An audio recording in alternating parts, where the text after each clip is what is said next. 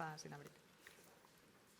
Bueno, ahora nos hemos quedado en familia, como decía Maika. Gracias a todos.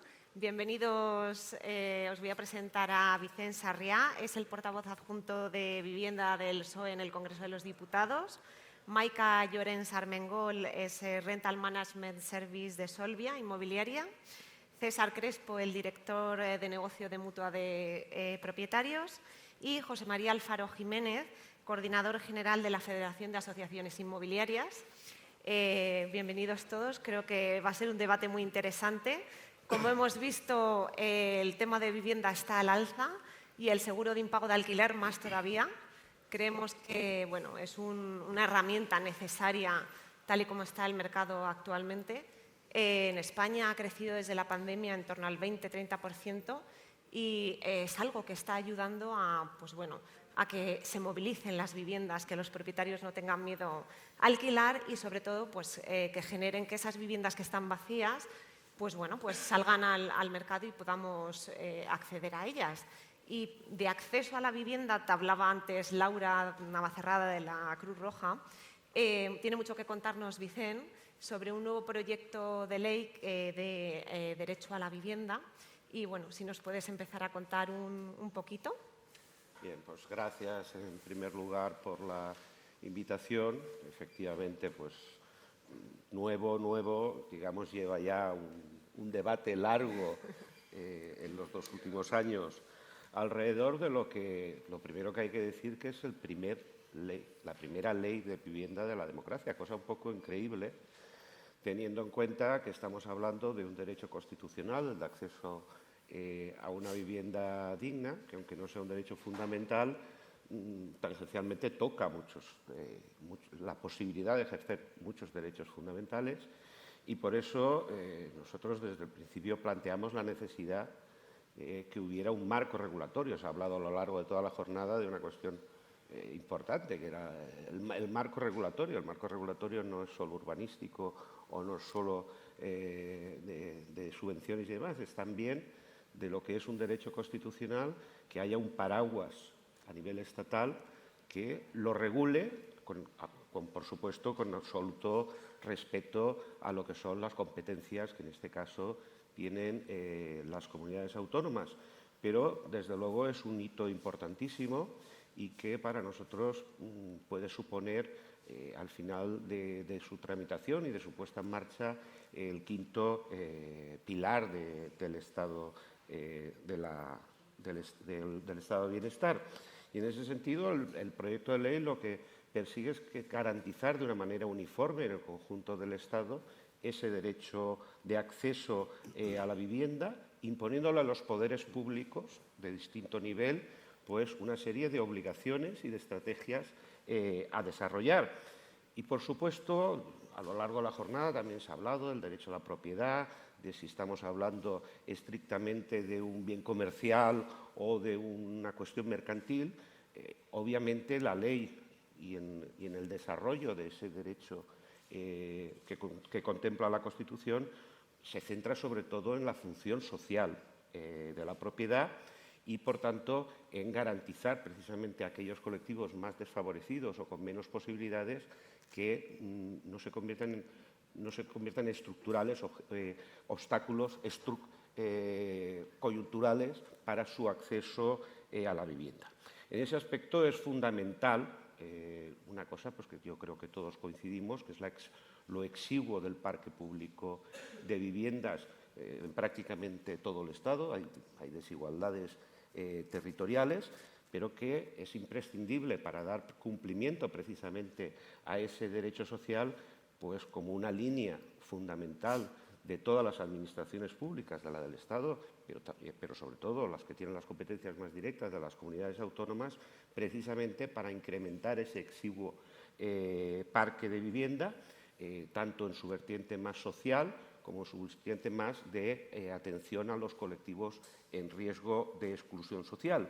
Y en ese sentido, una de las cosas pues, que han tenido cierta polémica en relación, pues, por ejemplo, al blindaje del carácter protegido del suelo. Al principio de la jornada, el director general de Vivienda hacía un apunte que yo creo que es interesante, en el sentido que en este país llevamos desde los años 60 promoviendo vivienda protegida. Sin embargo, esos niveles de protección se diluyen rápidamente y a resultas precisamente de esa laxitud en la persistencia de la protección del suelo protegido, de las viviendas en sus distintos grados de protección, pues tenemos ese déficit estructural comparativamente con otros países europeos a nivel de vivienda pública o de oferta de vivienda pública, y por eso la ley, uno de los aspectos en que incide es en blindar esa protección pública de suelos y de viviendas, y garantizar que no puedan ser enajenados de una manera alegre en determinadas coyunturas políticas. También entra en la definición de los distintos tipos de vivienda protegida, social, y un nuevo concepto que es precisamente el que yo creo más interesante desde el punto de vista de esta jornada, que es el de la vivienda asequible incentivada. Perdonar, pero es que mis orejas se ve que no están diseñadas para estos micros. Decía que la creación de la figura de la vivienda asequible incentivada, que es aquella de titularidad privada a la que se otorguen beneficios urbanísticos, fiscales y de otro tipo, a cambio, lógicamente, de condicionar su precio final. Cuando hablamos de condicionar su precio final, no se trata de intervenir, como se ha repetido insistentemente desde algunos ámbitos, los precios. Se trata básicamente de garantizar que no se deriva en precios abusivos o no se deriva en simplemente precios especulativos. Obviamente, otro de los objetivos de la ley, que antes en la anterior mesa pues hacía alguna referencia a si existe o no vivienda vacía. Por supuesto que existe vivienda vacía y un parque de vivienda vacía en las grandes ciudades importantísimo, y por tanto uno de los objetos de la ley, a través de distintas medidas, unas incentivadoras y otras, lógicamente, motivadoras, por decirlo de alguna manera, es precisamente movilizar ese parque de vivienda vacía y habilitar, en este caso, a los ayuntamientos por la vía del IBI, pues que puedan provocar que esa vivienda vacía, mayoritariamente de carácter privado, aunque también en ocasiones se da en el ámbito público, pueda ser puesta en el mercado. Por supuesto, he dicho que la ley de vivienda tiene un carácter eminentemente social en la medida que busca garantizar un derecho social. Y, por tanto, la ley tiene necesariamente que contemplar la protección de los colectivos más vulnerables, de las situaciones, digamos, de desahucio, por supuesto garantizando a los propietarios la seguridad jurídica correspondiente, pero también marcando unos límites básicos que permitan que nadie quede desamparado. Y en ese sentido es fundamental la vehiculización que se hace a través de los servicios sociales de los ayuntamientos, de las comunidades autónomas, al efecto de que den soluciones habitacionales cuando se producen desahucios por situaciones de vulnerabilidad.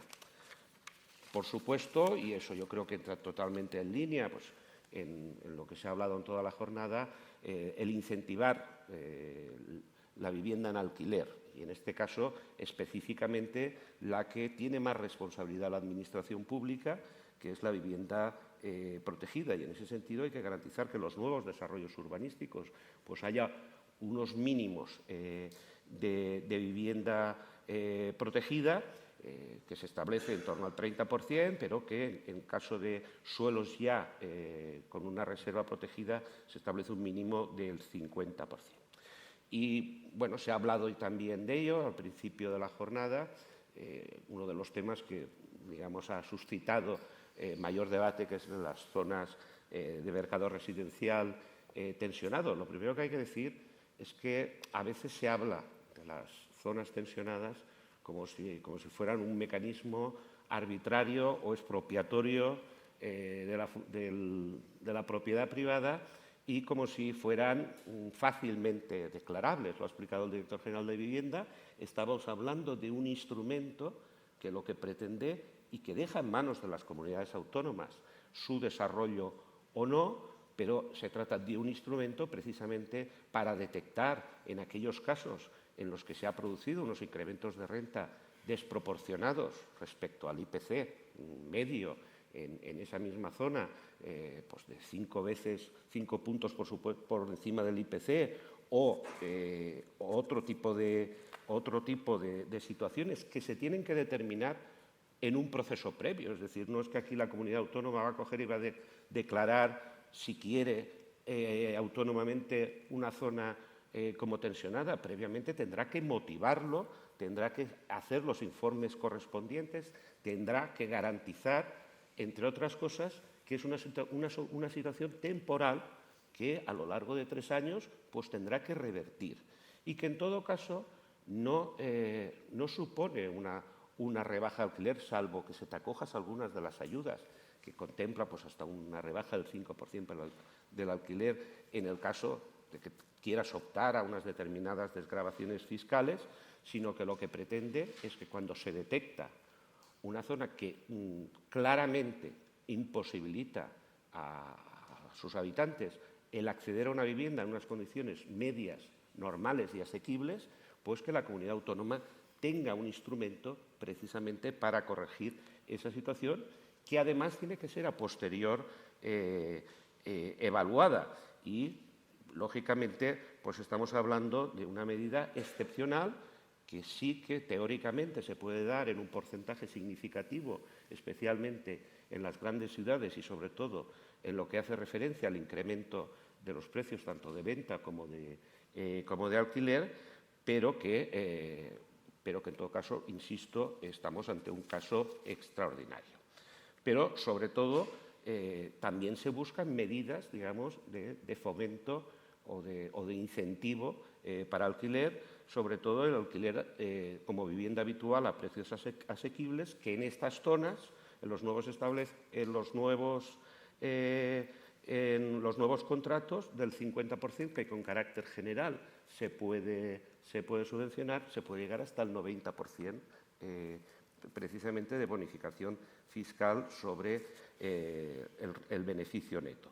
Y esa deducción también puede ser del 70% si se alquila por primera vez una vivienda a jóvenes de entre 18 y 35 años.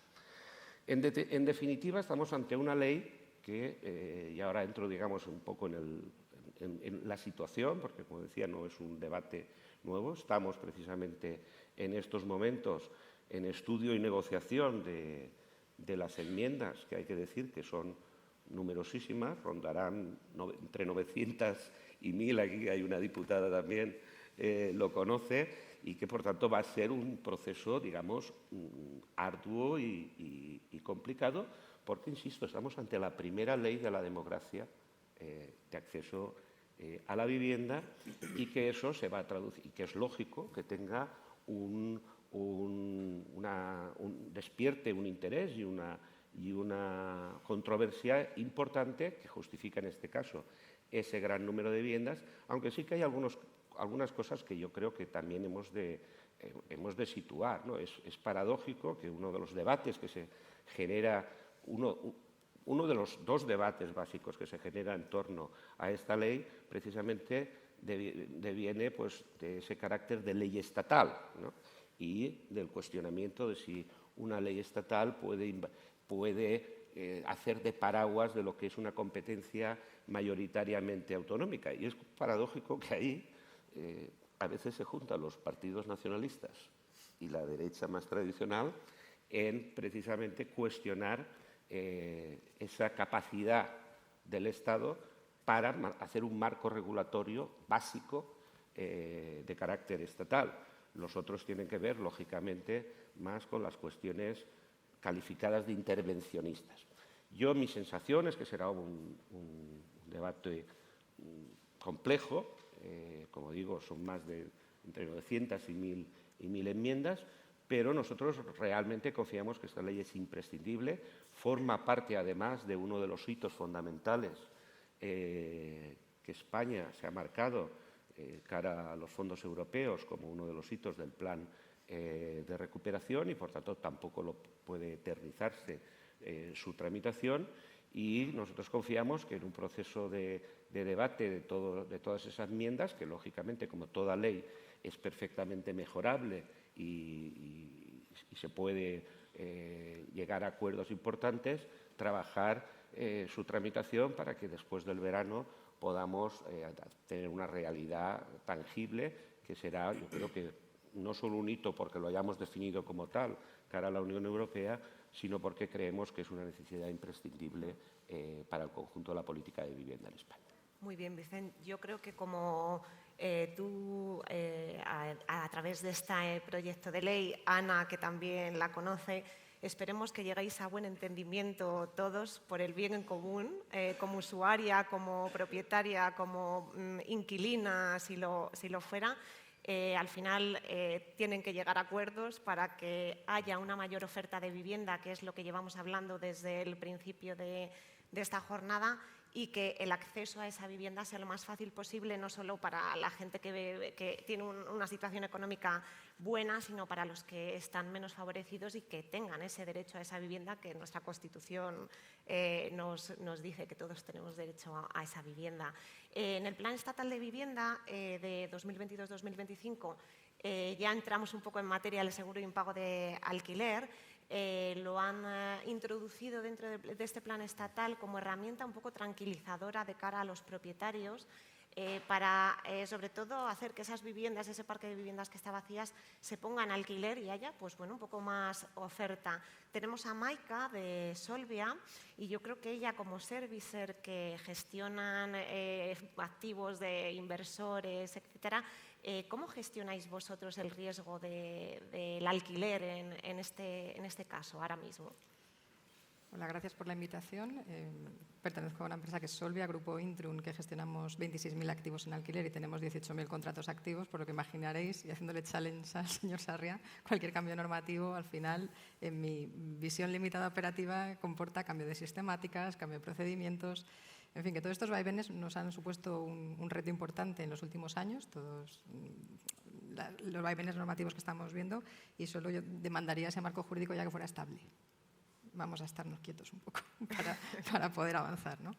En cuanto a la gestión del riesgo de impago, que al final es el core, ¿no?, un poco de estas jornadas, bueno, pues al final da respuesta a dos temas que tienen los propietarios a la hora de dos temores.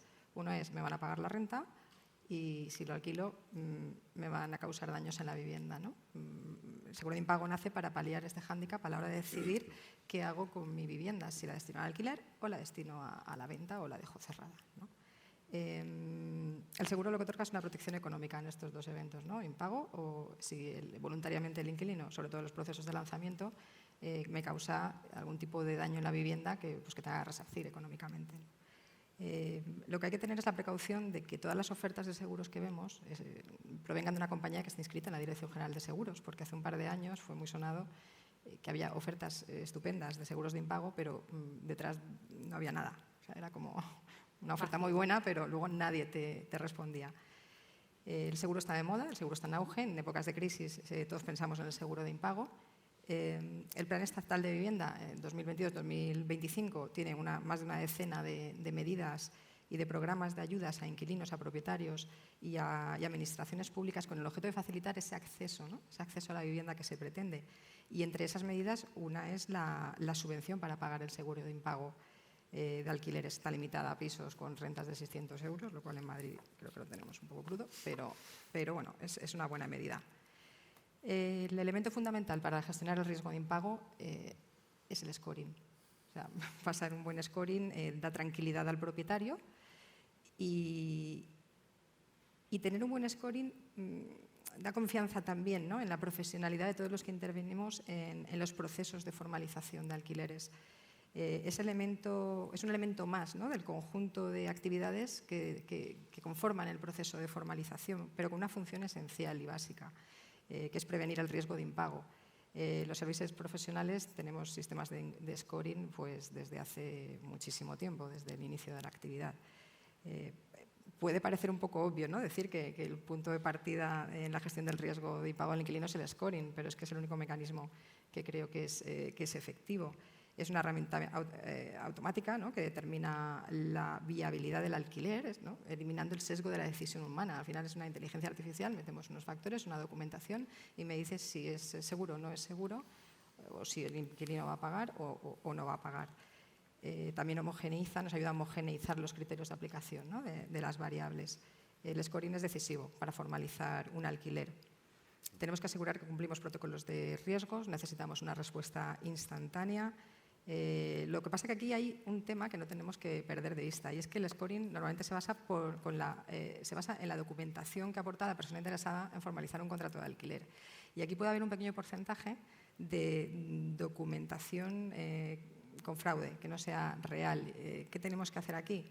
Pues en estos estudios de viabilidad, para asegurarlo totalmente, tenemos los sistemas antifraude de verificación profesional del fraude. Estos son servicios que ofertan a unas compañías que en Solvia tenemos acuerdos para otorgarlos, y creo que es una vuelta de tuerca más en asegurarte el inquilino viable, el buen inquilino en definitiva. Adicionalmente, en el grupo Intrum pues, tenemos un data lake que nos permite un análisis, unos modelos predictivos de negocio, y podemos anticipar el comportamiento del mercado con una predicción de la morosidad. De hecho, en el informe europeo de pagos que elabora Intrum, ahí se puede ver que las protecciones, las precauciones de las empresas para evitar la morosidad pasan por el pago por adelantado, que sería el tema de las garantías adicionales en un contrato de alquiler, dame X rentas, la verificación de la solvencia, un buen scoring, el recobro de deudas, los seguros de impago, las garantías bancarias y fundamentalmente la prevención del fraude también, porque al final el que los pagos no se realicen tiene un efecto directo en las empresas. Hay una pérdida de ingresos, una disminución de la liquidez y al final te impide crecer. Queremos una economía sólida, bueno, pues aseguramos también el pago, ¿no? Sí. Muchas gracias, Maika. Como representante de grandes tenedores, servicer, pero también es muy importante en el sector de inmobiliario, sector de alquiler, las agencias inmobiliarias, los profesionales inmobiliarios, las asociaciones profesionales, y para eso tenemos aquí a José María, que es el coordinador de las asociaciones profesionales inmobiliarias y que nos puede dar una visión de cómo a las agencias inmobiliarias les afecta pues, todas las leyes, todos los cambios de leyes que hay, y sobre todo cómo introducen ellos dentro de la agencia inmobiliaria el seguro de impago de alquiler como tranquilizador o herramienta tranquilizadora a los propietarios para decirles: tranquilos, que aquí estamos nosotros, estáis en buenas manos, no va a pasar nada, y si pasa no os preocupéis, que tenemos a alguien detrás respaldando, como son las compañías de seguros. Luego te daré la palabra, César, para que si hay algún problema nos ayuden. Entonces, bueno, José María, ¿qué nos puedes comentar al respecto? Bueno, lo primero, daros las gracias por la invitación y por dar la palabra a los agentes inmobiliarios. Pues una fuerza de trabajo de cerca de 100.000 profesionales repartidos por toda España, que día a día, yo esta tarde cuando salga de aquí voy a ir a mi oficina, y entre otras cosas tenemos que gestionar alquileres.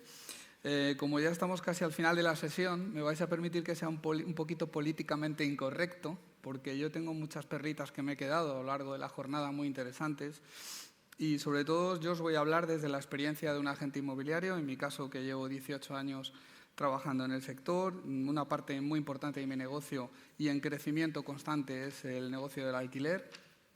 Y nosotros día a día nos encontramos la realidad de lo que está ocurriendo, ¿no? Desde el punto de vista de las administraciones públicas, me gustaría decir que está muy bien arrogarse la culpa de los mercados, de por qué ahora se quieren definir, digamos, zonas tensionadas, lo cual a los agentes inmobiliarios no nos parece mal. Pero he de decir que, bajo mi punto de vista, llevan 25 años de retraso, porque no han existido políticas públicas eficientes orientadas al mercado del alquiler en los últimos, por lo menos, 25 años. O sea, que ese retraso hay que corregirlo ya, de forma inmediata, y no podemos seguir viendo situaciones como la de 2 proyectos de ley que no sé cuántos meses o casi años ya llevan debatiéndose, que todavía están en tramitación, que sinceramente, y hablo desde el punto de vista personal, me cuesta creer que se vayan a aprobar en esta legislatura. O, por ejemplo, como el bono joven del alquiler, que se anunció hace casi 9 meses, y no sé si alguno de los aquí presentes conoce a algún joven que haya recibido ya los 250 euros después de 9 meses. Por otro lado, y sin hacer sin volcarme demasiado en la administración pública, que me parece fenomenal todas las iniciativas que tienen, me gustaría puntualizar 2 cosas. El principal problema que sabemos que existe en el mercado del alquiler, desde el punto de vista de un agente inmobiliario que está día a día trabajando con proveedores y clientes, que me ha gustado mucho la frase que ha empleado Nicolás esta mañana, en lugar de hablar de arrendadores e inquilinos, tiene que ver con 2 cosas muy claras. Una, la escasez de oferta. Hay una escasez de oferta en determinadas ciudades y centros productivos tremenda, que no se va a arreglar con la vivienda pública en alquiler, aunque es una pata absolutamente imprescindible, y aplaudo iniciativas como la que se está desarrollando en Madrid con el Plan Vive, porque eso va a ayudar a paliar seguramente en buena medida el problema. Y por otro lado está en la seguridad jurídica. La seguridad jurídica es el elemento sustantivo por el cual muchos propietarios todavía no se animan a poner su vivienda en alquiler. Y en este sentido, he de reconocer también que la aparición en el mercado de los seguros de protección de alquiler ha sido valiosísima. Me atrevo a decir, y lo digo, insisto, como por propia experiencia en mi negocio y hablo por el colectivo de mis asociados, me atrevo a decir que quizás a día de hoy 1 de cada 3 arrendamientos que estamos realizando, si no fuera gracias a los seguros de arrendamiento, posiblemente no se harían. Y serían viviendas que permanecerían cerradas o que pasarían al mercado de compraventa. En este sentido, en todo caso, me atrevo también a decir que les pido a las compañías de seguros de alquiler que su scoring mire un poquito menos al papel y mire un poquito más a la persona. Es decir, hay ese algoritmo que utilizamos en los scoring, si se pone a mirar un poquito más hacia la persona, se darán cuenta de que, o aplicando, ojo, no hablo de que haya que hacer esto desde el punto de vista personal, sino sencillamente aplicar, por ejemplo, sistemas de inteligencia de negocio, que creo que tú apuntabas a alguno en esa dirección. Hay que ser un poquito más flexibles, hay que entender la realidad y hay que ver dónde realmente pueden estar los potenciales riesgos de impago a la hora de aplicar o dar una viabilidad o no viabilidad a un seguro de alquiler. Y, ojo, no estoy hablando, fijaros que para mí no es una cuestión de precio de las primas. Creo que los precios de las primas son más que razonables en este momento, pero yo creo que habría que ahondar un poquito más en el terreno de la flexibilidad a la hora de dar viabilidad a esos perfiles. Por otro lado, bueno, pues creo que, y volviendo un poquito al tema de la colaboración público-privada, los agentes inmobiliarios podemos aportar muchísima ayuda a la administración pública a la hora de casar oferta y demanda, porque somos verdaderos expertos en casar oferta y demanda y somos verdaderos expertos en dar seguridad jurídica al proceso y filtramos muchísimo los problemas, muchísimo. Fijaros que después de la pandemia tan dura que hemos pasado, yo he visto estadísticas que indicaban que, sobre todo en el año 2020, que digamos la morosidad de alquiler se triplicó. Bueno, pues os puedo asegurar que en el ámbito de nuestra asociación eso no ha ocurrido. Las agencias inmobiliarias que tramitan alquileres no han tenido ese efecto de aumento de la morosidad y no lo han tenido posiblemente porque han sabido casar oferta y demanda y aplicar herramientas como los seguros de protección de alquiler de forma eficiente. Y gracias a ello, insisto, que estamos salvando esta necesidad imperiosa que es la de mejorar el mercado del alquiler, que es tan crítico y tan importante para el crecimiento de España. Gracias, José María. Siguiendo en la línea del seguro de impago alquiler, aprovechando que tenemos a César de la Compañía Mutua de Propietarios, todos conocemos el seguro de impago de alquiler y si no lo conocemos sabemos un poco cómo funciona, qué es lo que cubre, pero ¿qué beneficios crees que aporta a este sector que ahora mismo tenemos de esta manera? ¿Qué aporta? ¿Qué beneficios aporta a los propietarios, a los grandes tenedores, a las OCIMIS, a las asociaciones profesionales de inmobiliarios? ¿Qué nos puede aportar? Todos, los contamos todos. Todos. Oye, hay que pedir pizzas, Javier, porque nos van a dar las uvas. Bueno, yo quizás se lo voy a pasar a José María, porque tal como lo ha explicado, a mí me va a parecer de parte lo que voy a decir, y él lo ha contado fantásticamente bien. Realmente, el efecto práctico es lo que cuenta, y el efecto práctico es que el seguro de impago de alquiler lo primero que viene a ayudar al mundo es a poner fácil, a que funcione mejor, a que esté bien lubricado el mercado de alquiler. Lo obvio y primero de todo es decir que al propietario lo que le quita es miedos, le da tranquilidad, se atreve a poner su piso allí, entonces aumenta la oferta, y para el inquilino lo que ocurre es que ve más pisos allí, con lo cual pues el precio está más controlado, no se producen puntas, tiene más diversidad para poder escoger, etcétera, etcétera. No le exigen depósitos, avales, no hace falta. Cuando un señor propietario va con un seguro de alquiler, el inquilino no tendría sentido pedirle esas otras cosas, ¿no? Por tanto, eso es lo obvio, lo principal, lo clave y la esencia del seguro de alquiler.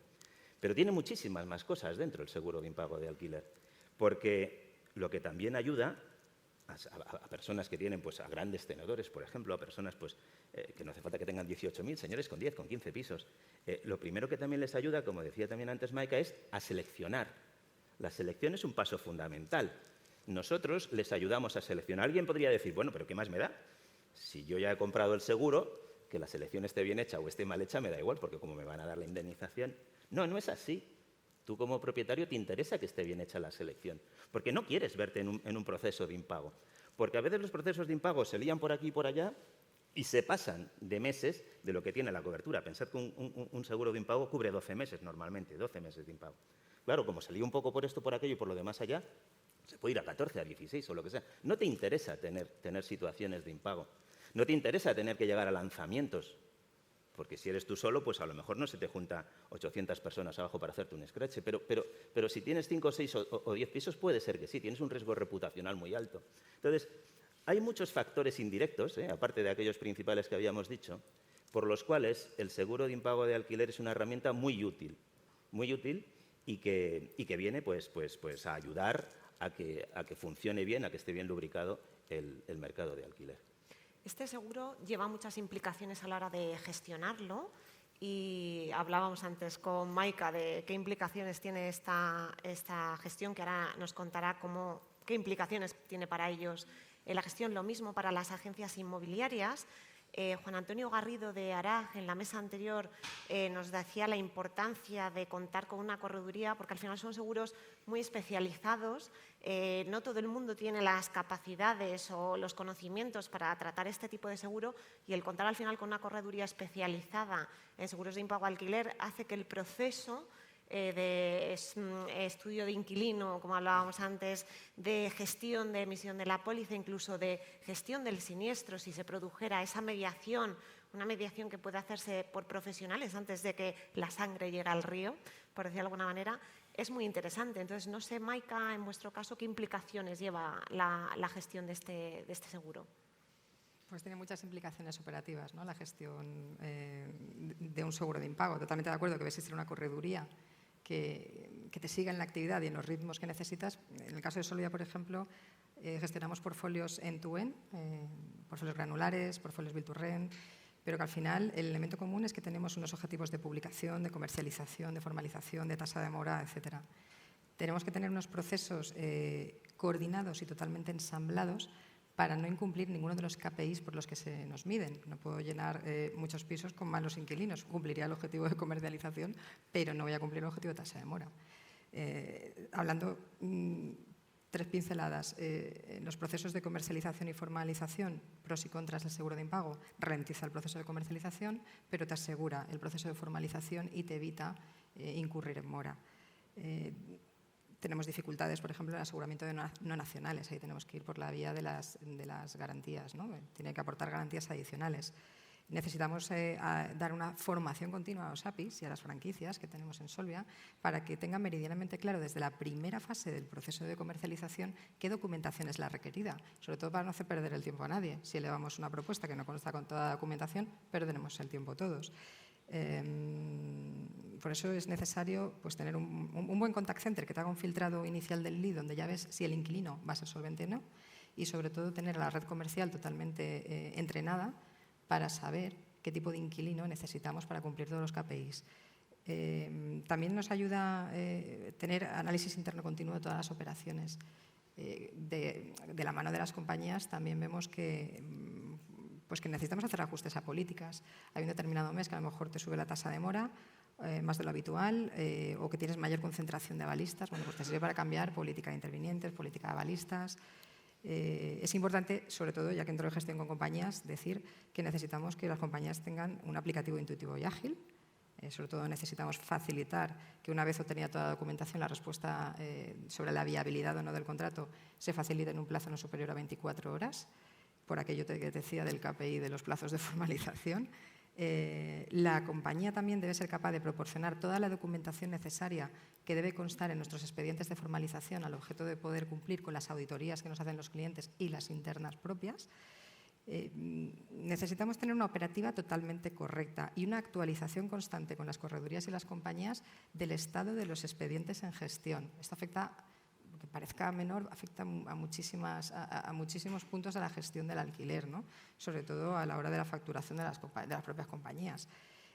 A nivel del EOPD, bueno, pues dotamos seguridad en cuanto a la transferencia de datos a las compañías, puesto que el consentimiento es el primer documento que obtenemos a la hora de poder comercializar un alquiler. Esto pues, creo que tiene que estar bastante rodado.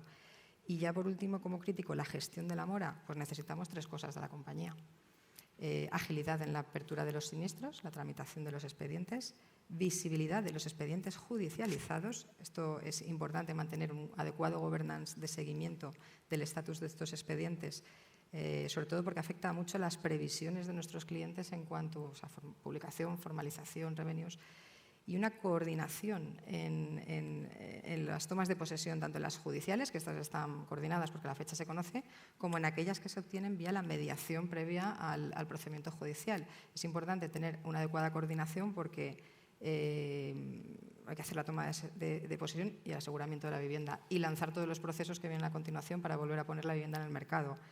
La conclusión que te podría dar aquí es que integramos a las compañías, a las aseguradoras, a las corredurías, dentro de los procesos que tenemos en la compañía nuestra, como partner y como una parte esencial de estos procesos. Y para todos aquellos clientes que todavía no se han adherido a la moda que está surgiendo ahora del seguro de impago, pues también en el caso de Intrum pues tenemos nuestros propios procesos de recovery, ¿no? Telefónico, presencial, sí, judicial, pero realmente el seguro de impago creo que es un elemento fundamental ahora mismo del mercado. Sí. Muchas gracias. Entiendo que José María creo que tiene la misma visión que Maika respecto a las agencias inmobiliarias. Yo creo que a día de hoy muchas cuentan con una correduría, con una compañía. Sí que siempre se recomienda al final la correduría porque al final lo tienes integrado todo en un mismo ente y tienen plazos de contestación, los plazos de siniestros, igual la información un poco al gran tenedor o a la inmobiliaria.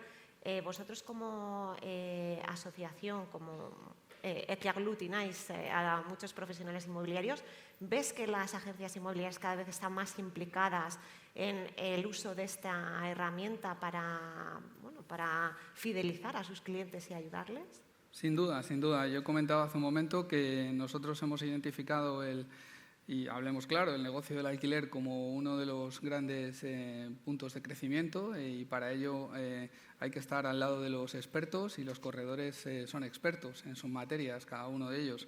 Y cada vez se están firmando más convenios entre agencias inmobiliarias y corredurías. En ese sentido, creo que tenemos un recorrido por delante muy interesante.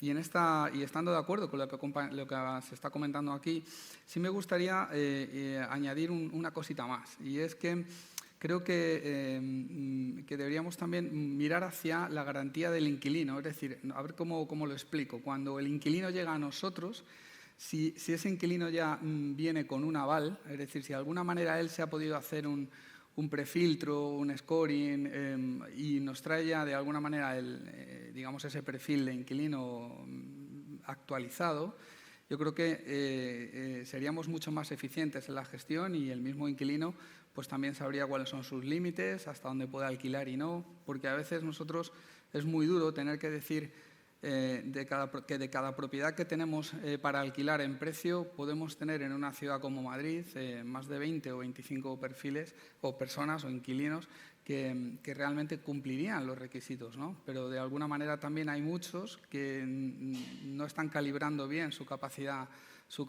de, digamos, o su solvencia para llegar a un determinado nivel de renta. Y quizás a lo mejor ahí habría que evolucionar un poquito esos servicios de protección de alquiler, mirando más hacia el inquilino, no tanto hacia el propietario. Es decir, parece que es el propietario el que lo tiene que contratar, la prima, y el que la tiene que abonar en la grandísima mayoría de los casos. Pero yo creo que esto deberíamos de mirar un poquito más hacia el lado del inquilino, para que el inquilino viniera un poco ya con ese trabajo medio realizado, y creo que iba a ser muy interesante y muy beneficioso para todos. Pues sí, la verdad es que sería muy interesante, y teniendo a compañías aseguradoras aquí creo que deben de tomar nota, porque puede ser algo interesante. Y César, antes decía José María, la prima está bien, pero ¿cómo podemos mejorar el precio de la prima? ¿Qué tiene que pasar para que la prima sea buena?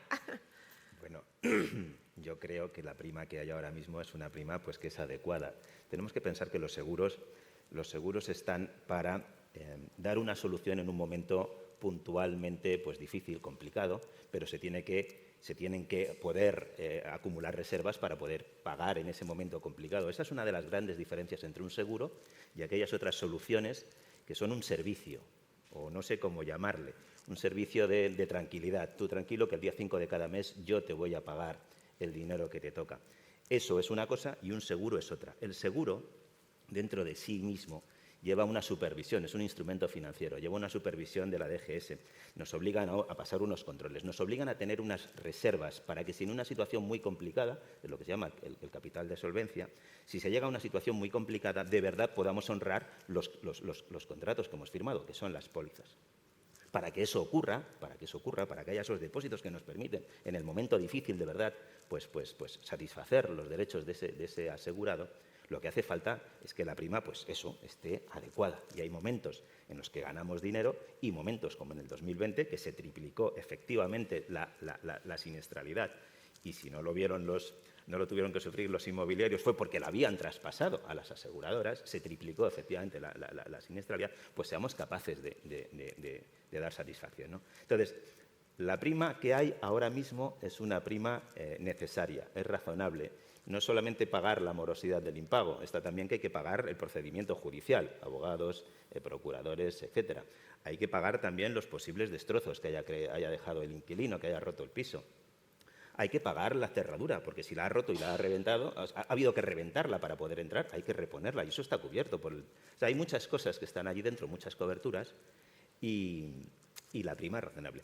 ¿Qué ocurre? Que cuando conoces muy bien una cartera, y eso sí que es otro factor, cuando conoces ya muy bien una cartera y ves la evolución, entonces sí que puedes pues, tomar la iniciativa de coger y proponerle a ese señor, oye, esto se está comportando maravillosamente bien, por tanto, en la renovación, pues vamos a bajar el precio de esa cartera.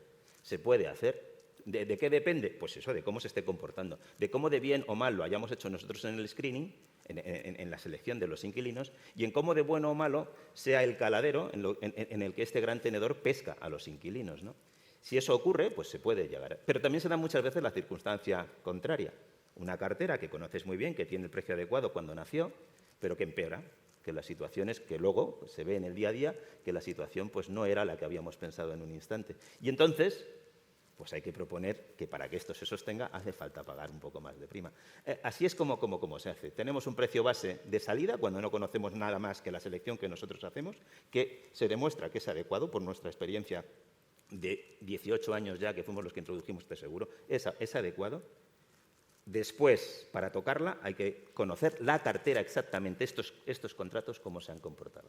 Y a partir de ahí se pueden hacer cosas. Comentabas antes temas de productos financieros que hay, pues si te aseguro el día 5 del mes te pago la renta, son empresas que al final pues con su propio pulmón financiero pues garantizan esas rentas, pero no son un producto asegurador.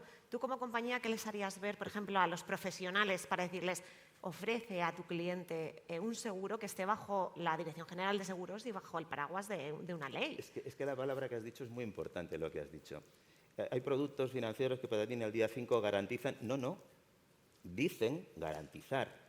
Pero si no hay alguien por detrás que se asegura que tienes las reservas adecuadas, no está garantizado. Y la verdad no incumples nada, porque tú no has dicho nada que no pudieses intentar hacer y luego te perseguirán mercantilmente o lo que sea, pero honradamente la única forma de poder decir que garantizo, o la única forma, creo yo, y aquí hay varios representantes políticos, de poder poner la palabra seguro, está asegurado, Tendría que ser que fuese detrás de un producto que de verdad estuviese de alguna forma auspiciado o estuviese auditado por la Dirección General de Seguros.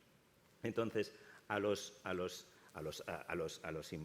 agentes inmobiliarios, a los propietarios, a los que estén por aquí oyéndonos, pues yo reconozco que suena muy bien y que es estupendo, pero como ellos tienen como misión fundamental, supongo, cuando miran a estas cosas, el quitarse peligros, el mitigar sus riesgos, la forma fetén de hacerla es con un producto que tiene toda esta, presión por encima, auditoría por encima, que baja desde la Dirección General de Seguros. O sea, es un ente, una Dirección General del Ministerio de Economía, paralelo al Banco de España, solo que para los seguros. O sea, es un ente fortísimo que se rige además con leyes europeas. No es que aquí podamos hacer nuestras componendas para que esta selección y para que esta vigilancia de las compañías sea así o asá. Viene directamente desde la Unión Europea. Quiero decir que es una garantía muy fuerte y no tiene punto de comparación. Es como ir con una bicicleta, o yo qué sé, o un Range Rover, lo que significa un producto y un servicio que es el otro. Totalmente de acuerdo. Y hablando un poco así en general, lanzo una pregunta a todos. ¿Creéis que los conflictos internacionales van a influir en el mercado actual o en cómo se va a desarrollar el mercado de estos meses hacia adelante? Bueno, no sé hasta qué punto, no me atrevo a hacer ahí un pronóstico. Antes, en una de las mesas anteriores, se ponía un ejemplo de cómo el mercado se autorregula, ¿no? Y hablaban del efecto que la pandemia había tenido en el mercado del alquiler, entre otras cosas por lo que había supuesto de cortar la expansión, que estaba siendo imparable, de los pisos turísticos. Eso en su contrario también puede pasar. No es precisamente, entiendo, el mejor ejemplo, porque en una situación de bonanza, pues lógicamente en zonas turísticas como mi ciudad, Valencia o otras, pues es un fenómeno que puede revivir, ¿no? Obviamente cualquier crisis internacional, y más como la que estamos viviendo en Ucrania, tiene un efecto directo en la economía. ¿Hasta qué punto en el mercado de alquiler? Pues yo creo que sí, indirectamente sí, pero lo normal ahora es que ese es un mercado que yo creo que es imparable, que, como se decía antes, ha venido para quedarse y creo que además es bueno que vaya más. Este país pues tenía una cultura respecto al alquiler, pues que habían heredado nuestros padres casi desde como una referencia de que si no tenías un piso en propiedad no habías triunfado en la vida. Yo creo que eso, como se ha dicho a lo largo de la jornada, culturalmente ha cambiado radicalmente y que independientemente de la coyuntura económica va a ser una realidad que va a ir a más. ¿Algo que comentar, Maika? Nada, estamos en unos tiempos complicados, efectivamente. Aumento de costes de construcción, aumento de tipos, inflación en máximos, el suelo que finalista que poco y la gestión es complicada. Pero aún así, creemos que son factores que posibilitan una apuesta firme por el alquiler.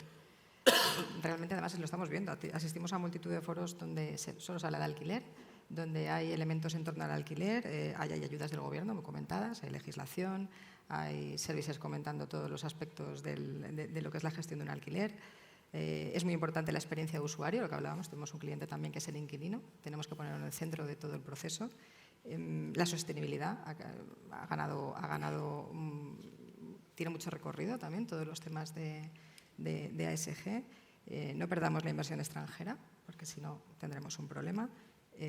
Los costes nos desestabilizan a todos un poco, pero en definitiva el alquiler está en auge, igual que los seguros de impago en épocas de crisis. Muchas gracias, Maika. Sé que te tienes que Sí, marchar, perdón. así que te agradezco la asistencia y les voy a lanzar una última pregunta antes de que la familia haga las preguntas que crean correspondientes, ya que tenemos aquí a los expertos. Y es, José María, ¿cómo veis el futuro del alquiler con las agencias inmobiliarias? Bueno, el futuro a corto lo vemos regular. Está claro que la situación que estamos viviendo es muy preocupante. Digamos que la liquidez en manos de nuestros clientes se está reduciendo por días. No olvidemos que el Euribor, ojalá me equivoque, pero creo que va a cerrar junio con un incremento desde enero del 1,5%. Es una cosa increíble. La inflación está por encima del 8%, que yo sepa, y la cesta básica y la energía y los combustibles están haciendo que nosotros lo que observamos es que quizás ya no nos vale decirle al cliente que sus ingresos estables que la renta de alquiler no puede suponer más de un 40% de sus ingresos estables, porque realmente esto está cambiando semana por semana. Eso es lo que vemos. Vemos una situación muy preocupante a corto plazo que nos tiene que hacer cambiar nuestros protocolos y tener que ser muy cuidadoso en la selección del cierre de un alquiler, pero desde el primer momento, tanto con el arrendador como con el inquilino, tenemos que vivir muy al día y estar muy cautos con las decisiones que tomamos, ¿no? Por otro lado, dicho esto, lo preocupante a corto, ya he comentado antes que creo que el alquiler tiene un futuro por delante muy importante, muy bueno. Creo que esperamos que la Administración de una vez por todas articule medidas realmente eficientes para aumentar la oferta, tanto a corto como a largo. A largo sabemos que en algunas comunidades autónomas se están trabajando planes de colaboración público-privada. Hoy se ha hablado mucho de esto, pero a mí me preocupa de verdad más el corto plazo, más el hacer aflorar viviendas cerradas, el realmente dar incentivos a los arrendadores y no como lo que parece que puede ocurrir si se aprueba la ley, que es bajar la reducción general del 60% al 50% para los arrendadores. Eso es lo que está encima de la mesa, porque el aumento hasta el 80-90 va a ser absolutamente marginal, pero lo que sí sabemos es que si se aprueba esta ley, la reducción para los arrendadores general sobre la ganancia neta de los rendimientos va a bajar del 60 al 50, con lo cual eso no me parece un incentivo. Tampoco me parece un incentivo el gravar los IBIs, eso me parece absolutamente ineficiente. Yo creo que hay que apostar, se ha hablado aquí también por la sostenibilidad, hay que dar incentivos a quien mejora la vivienda, la rehabilita, en definitiva la pone más en condiciones de ser alquilada, y hay que trabajar, ¿por qué no?, con medidas como el arbitraje. En definitiva, yo creo que hay una oportunidad tremenda. Yo veo que solo podemos crecer, pero de verdad tenemos que ir de la mano, tanto lo privado como lo público. Vicente. Bien, antes planteabas que en los últimos 25 años no se había sido previsor o no se había trabajado políticas de vivienda. Yo creo que precisamente si este Gobierno ha convertido una política en prioritaria ha sido precisamente la política dirigida a vivienda, pero como bien se decía al principio de la jornada, desgraciadamente hacer viviendas no es hacer tornillos, si fuera tan rápido, y lógicamente implementar procesos que se están poniendo en marcha a través del plan estatal, del propio desarrollo de la ley cuando se apruebe, pues lleva su tiempo.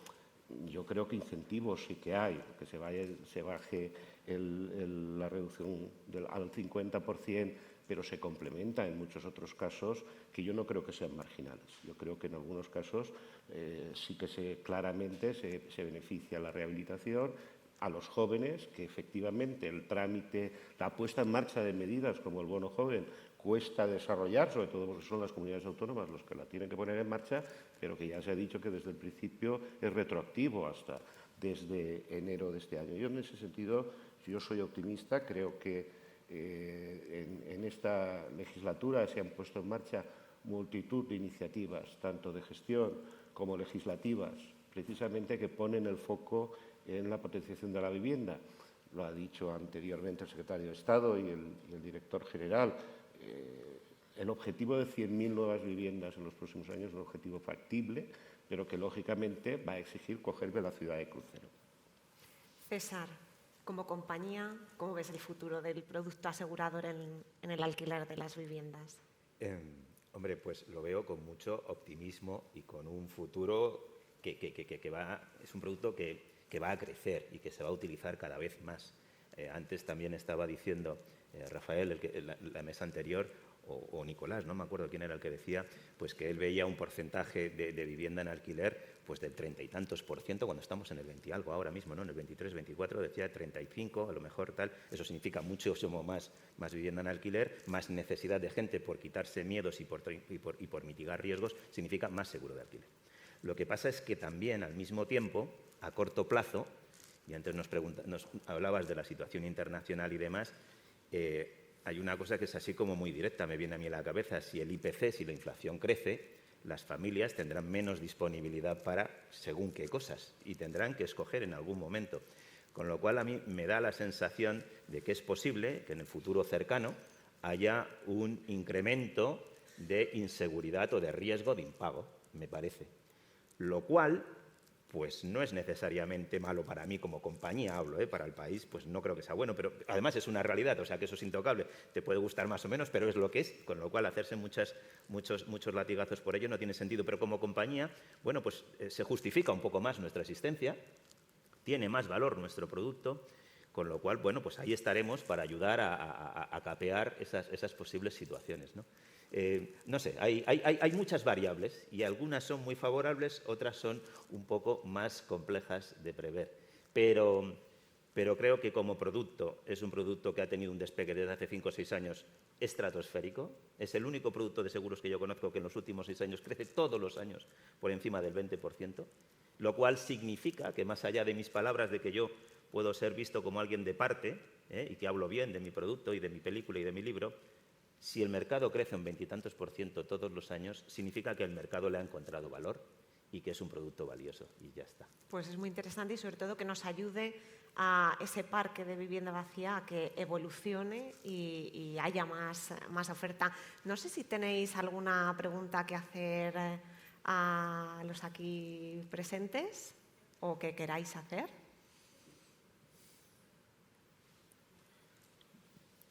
Hola, mi pregunta es para César Crespo. Una de las cosas importantes y con las que yo estoy de acuerdo con José María es en el tema de mirar los inquilinos al momento del seguro de impagos. Pero también hay un problema muy grande con el tema de los desahucios, porque por experiencia propia, ahora yo tengo un procedimiento con un propietario que lleva más de 2 años prácticamente sin cobrar y que no se puede desahuciar a los inquilinos por el tema de vulnerabilidad que viene dándose desde el COVID. Entonces, mi pregunta es, ¿cómo se podría de alguna manera regularizar con las administraciones competentes para que esto no pueda suceder? Porque, claro, son tenedores pequeños, no son tenedores grandes, y ellos suponen que él paga una hipoteca que al día de hoy no recibe absolutamente nada. Y tiene impagos, ya les digo, de mucho tiempo. Entonces, tanto se tiene que ver al inquilino, pero también a los propietarios, porque nosotros estamos en medio de los dos. Si a uno le tenemos que ayudar y servir, al otro también.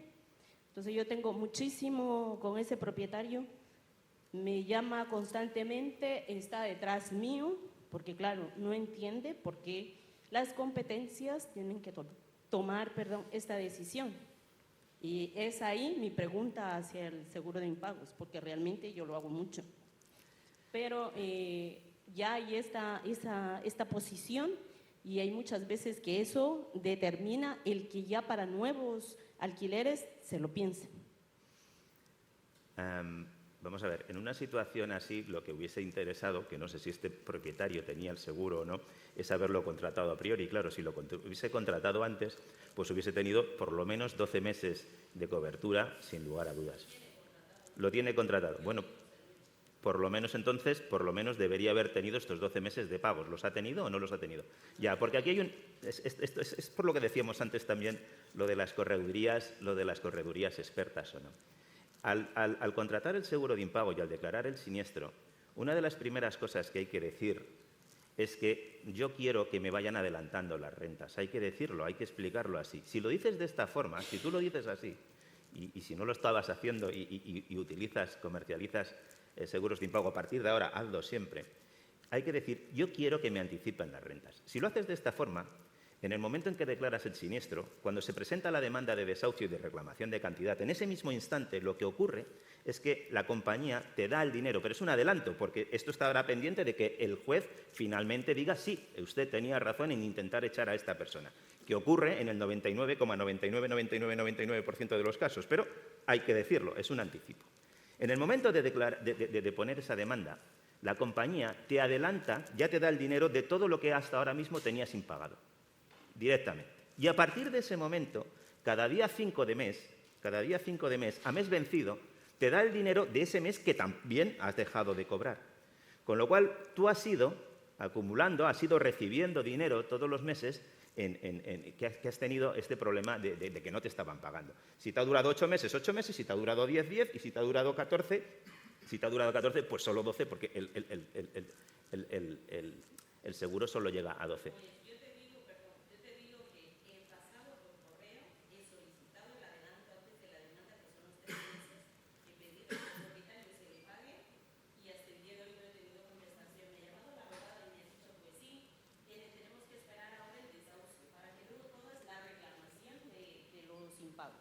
Y claro, eso ya te puedes imaginar, 2 años él pagando la hipoteca. Pues yo te garantizo... ¿Cómo te llamas tú? ¿Cómo te llamas? Leticia. Leticia, yo te garantizo que si estás con un seguro en mutua de propietarios y tú al declarar el siniestro a través de la correduría, o tú misma si es que eres agente o lo que sea, si tú al declarar el siniestro indicas que necesitas o que deseas que haya un anticipo, que te vayan anticipando las cosas, eso se te tendría que haber dado. Si esa póliza que tienes y que no te está respondiendo así es de mutuo de propietarios, pues ahora me lo explicas y yo me quedo con la copla y te lo muevo. Porque si ha ocurrido como tú has dicho, que tú al declarar el siniestro pediste que se te anticipasen las rentas, se te tienen que anticipar en mutua de propietarios. En más de una ocasión, porque he enviado correos en más de una ocasión. Pues si es de mutua, lo miramos. Si no te importa, pues luego podemos hablar. ¿Sí? Absolutamente. Bueno, siempre estos debates sirven para solucionar algún pequeño problema que pueda surgir. Bueno, yo creo que si no hay más preguntas, por mi parte, agradeceros este ratito que hemos pasado. Gracias a OESA, muy interesante. Hemos pasado una mañana maravillosa y, sobre todo, pues bueno, hablando de un mercado que ahora mismo está en auge y que creo que bueno, es un poco el futuro también de todos los que estamos ahora mismo aquí. Muchas gracias. Gracias.